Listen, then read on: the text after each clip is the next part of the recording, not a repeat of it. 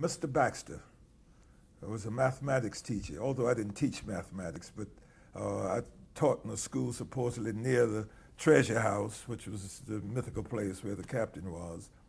And all of my students, including the dancing bear and bunny rabbit, all those were students as well as the kids who might appear on the show and so on. Describe for us the basic premise of the show and the main characters involved in that show. Well, the basic premise was the treasure house was a place where it was a fun house for children, where they could still learn things and so on and do it with a fun aspect. Because you had the bunny rabbit who didn't talk but ran his part of the treasure house and always would drop ping pong balls on the captain and on characters when he was displeased by something or he wanted to punctuate something. And you had the dancing bear who was who lived at the treasure house and would come and dance for the children and so on. And you had Mr. Green Jeans who sang and played instruments. And incidentally, Mr. Green Jeans had been the bass player with the Fred Waring Orchestra before joining Captain Kangaroo. So he was musically informed. And then you had the clock, Grandfather Clock, which would wake up just in time to observe something and tell the children something that's important and educational and so on, and he would go back to sleep and so on. And you had various characters that came in and out and so on.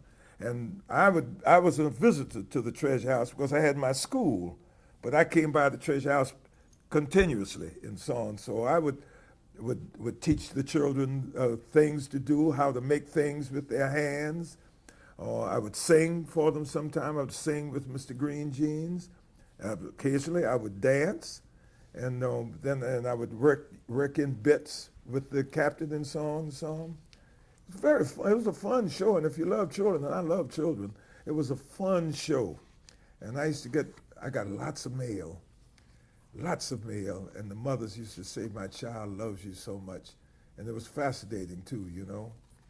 It was written from an educational point of view because my very first show, they said, "Jimmy, we want you to do," they allowed me to do a lot of my own research and set up my own things. "I want you to do something on the history of recording time." So I went and researched and went to the obelisks in Egypt and all that sort of thing, how people used to stick a stick in the ground and watch the shadow of the stick, and as the shadow changed and so on, right on through hourglass time and all that sort of thing. It brought it right on up to the modern day, which was educational for the children. So I did some educational things, but it wasn't mathematics as such, which is the character was set up. So you would, there would be children on the set during the show, and your character would Well, take no, them generally they didn't have children on the show itself. I see. This was just for the audience, because when I would, sometime I'd teach Bunny Rabbit, I'd teach the bear or something like that, or I would just say I want to, and you could talk to the children, you know, we would talk to them, as I'm talking to you, you know, and but not having children as a class and that sort of thing. So you would talk into the camera. Yeah. Or Yeah. to one of the One main of the characters. characters, yes.